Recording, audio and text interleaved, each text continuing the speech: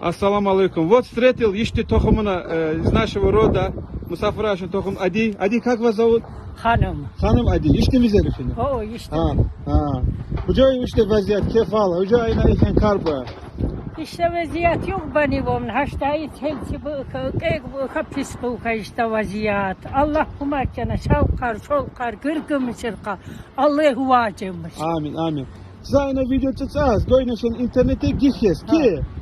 Yüzün çakmışın halkın ses. İkecene şah. O şah kayık için ayna sıkalım vнимание, dikkat edeceksin, ayna kuma geleceksin. Hocam hasıkan, çakın insan haşes. Bu çiğde şah. Ettiğine cana sağ vallahi keşad vallahi ukan dünyayı tavhide ukaşı yuba ukan hammaşı. İşte milletiz hammaşı can sağdı iken yekşattı iken ya Allah. Amin ya Rabbi. Şuna şimdi abaylemişiz ömür beylemi ya Allah ne yapacak ne insan işte can sağda yaşamış. Sağ ol. Allah razı olsun. Вот работы ведутся. Вот ведутся работы здесь.